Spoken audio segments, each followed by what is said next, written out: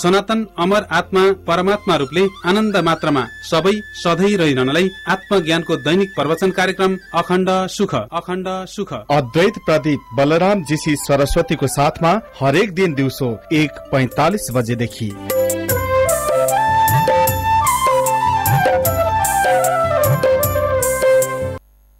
नमस्कार। संसारमा श्रीराम गीता ज्यादै महत्त्वपूर्ण छ। यो श्रीराम गीता राम्रोसँग हामीले अध्ययन गऱ्यौँ भने हाम्रो जीवनले निकास पाउँछ, अर्थात् यो संसारबाट हामीले निकास पाउँछौँ र हामी निश्चिन्त अर्थात् चिन्ता रहित सुखै सुखले आनन्दले हामीहरू रहन सक्छौँ। हुनाले श्रीराम गीताको आज 10 श्लोकमा आधारित वर्णन हुन्छ। 10 श्लोकमा श्रीरामचन्द्रज्यूले के भन्नुहुन्छ भने यो निष्काम कर्म सगुण उपासना र निर्गुण उपासना यो सन्दर्भमा जसको चित्त शुद्ध भएको छैन, अर्थात् जो अन्तस्करण छ, चित्त मन बुद्धि अहङ्कार जसको शुद्ध भएको छैन, अथवा शरीर संसारको विषयले जहाँसम्म सधैँ चिन्तित भइरहन्छ त्यहाँसम्म निष्काम कर्म र सगुण उपासना निर्गुण उपासना गर्नै पर्ने हुन्छ। यो कुनै हालतमा पनि छोड्न मिल्दैन भनेर यसरी बताउनु भएको छ। अर्थात् जो संसार र शरीरको जो चिन्ता हो, यो शरीर संसारको चिन्ताबाट रहित हुनलाई, अर्थात् हाम्रो जो चित्त छ त्यो अत्यन्त सफा हुनको लागि एकमात्र साधन हो निष्काम कर्म र सगुण उपासना तथा निर्गुण उपासना गर्नु। किनभने यो निष्काम कर्म र सगुण उपासना निर्गुण उपासनाबाट जो शरीर छ त्यो अनुशासित हुन्छ।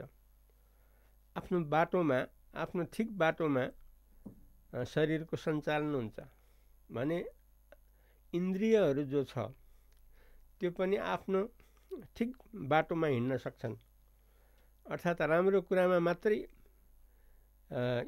लाग्न सक्छन्, नराम्रोबाट हट्न सक्छन्। यो निष्काम कर्म र यो उपासनाबाट यस्तो फल मिल्छ, अर्थात् शरीरको शुद्धि, इन्द्रियको शुद्धि अनि प्राणको शुद्धि र मनको शुद्धि हुन जान्छ। किनभने अब यो निष्काम कर्म भनेको त के हो भने सारा ईश्वरको जानेर ईश्वरार्थ गरिरहनु हो, अर्थात् आफ्नो भन्ने केही पनि छैन। यहाँ वास्तवमा सब परमात्माको हो, सब ईश्वरको हो भनेर यसरी सर्वत्र ईश्वरलाई देख्नु, ईश्वरको रूपले हरेक कार्य गर्नु, ईश्वरलाई खुसी गराउनको लागि सारा कार्य गर्नु। यसरी गर्नुबाट के हुन्छ भने हामीहरूको जो मन हो त्यो पनि ईश्वरमै लागिरहन्छ, हाम्रो प्राण जो क्रिया हो त्यो पनि उपासनामै लागिरहन्छ, हाम्रो इन्द्रिय शरीर पनि ईश्वरार्थमै लागिरहन्छ। यसरी अनुशासित हुन जान्छ र शरीर इन्द्रिय प्राण मन र यसको कारणले शुद्ध हुन जान्छ। त्यसैले जहाँसम्म चित्त शुद्ध हुँदैन त्यहाँसम्म हर प्रकारले निष्काम कर्मयोग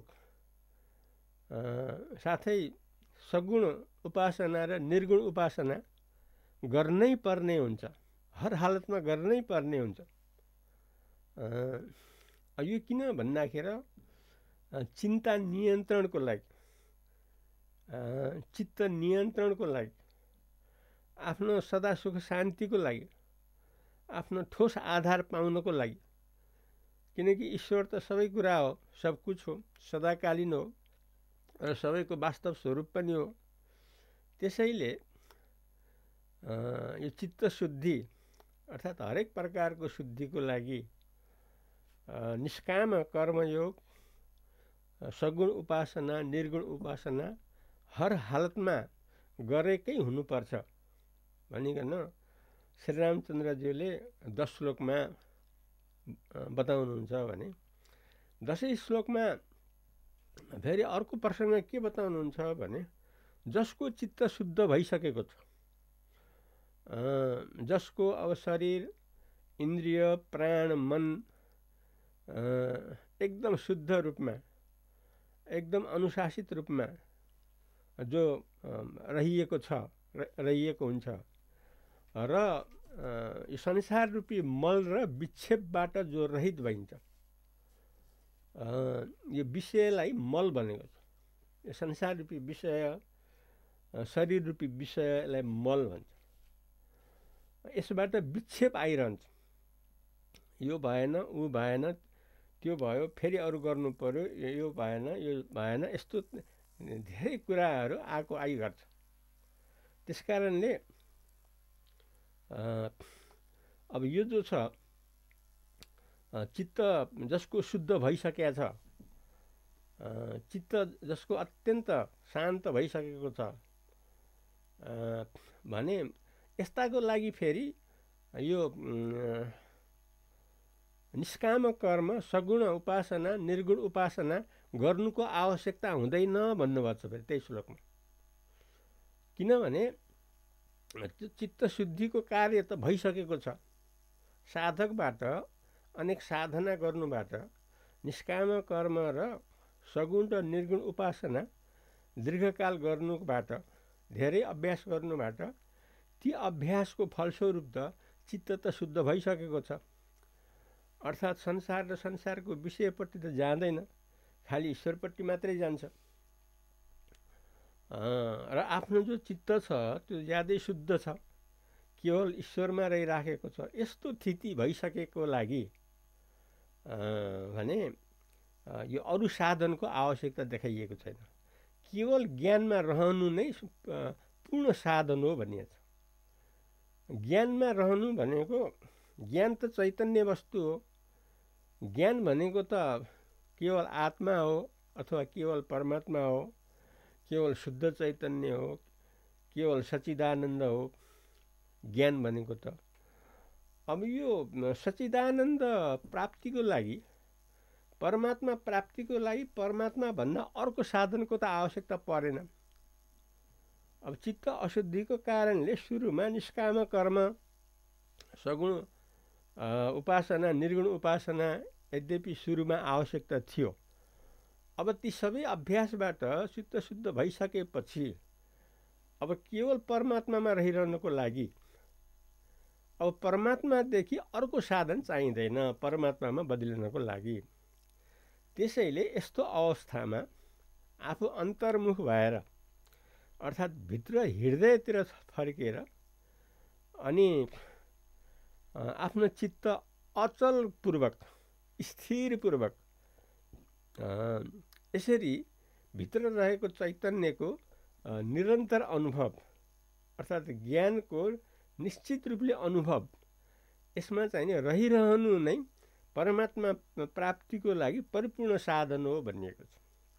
र यही प्रसङ्गमा यो कामको प्रसङ्ग पनि आएको छ। किनभने अब यो ब्रह्मज्ञान प्राप्त गर्नको लागि त सारा कर्म त परित्याग गर्नुपर्ने हुन्छ। सारा कर्म परित्याग नगरिकन त ब्रह्मवस्तु पाइँदैन। किनभने कर्ममा ध्यान दिँदासम्म त कर्मपट्टि नै दृष्टि जान्छ नि त। फल अफलपट्टि, धर्म अधर्मपट्टि, राग द्वेषपट्टि। फेरि यो संसार कस्तो छ भन्दाखेरि जति काम गर्यो त्यो वृद्धि हुँदै जाने हो। काम गरेर काम हट्नु सम्भव छैन र काम वास्तवमा मुक्तिको दृष्टिकोणले दोषयुक्त भनेको छ। किनभने जति पनि हामी काम गर्छौँ, काम गर्नुबाट संसारको निवृत्ति, संसारको अभाव हामी गराउन सक्दैनौँ, बरु झन् संसार बढ्दै जान्छ। त्यसैले मुक्तिको लागि जसको चित्त शुद्ध भइसकेको छ, जसको भित्र हृदयमा आफू अन्तर्मुखी भइएको छ र जसको निश्चल चित्त छ, यसरी केवल ज्ञानमा रहिरहनुबाट नै र यसको साथसाथै निष्काम कर्म र सगुण उपासना, निर्गुण उपासनाको पनि आवश्यकता छैन भनिएको छ। अन्तिममा गएर सुरुमा अत्यन्त आवश्यकता देखाइयो भने अन्तिममा परमात्मामा परिणतिको लागि यसको आवश्यकता देखाइएन। आवश्यकता के देखाइयो भने सर्वकर्मबाट निवृत्ति, सर्वकर्मलाई परित्याग र पूर्ण वैराग्य संसारप्रति र सबैको आधार जो चैतन्य वस्तु हो, सच्चिदानन्द वस्तु हो, परमात्मा हो, त्यसमा मात्र आस्था निष्ठा, त्यसमा मात्र निरन्तर अभ्यास। किनभने लक्ष्य त परमात्मामा परिणति हो। परमात्मा त एक अद्वितीय परिपूर्ण वस्तु हो। परमात्मासँग त कुनै जोडिएको छैन, त्यो त सङ्गरहित हो। परमात्मा त अन्य सङ्गरहित असङ्ग हो पुरुष भनिएको छ परमात्मालाई, चैतन्यलाई। त्यसैले मुक्तिको लागि अर्थात् परमात्मामा स्थितिको लागि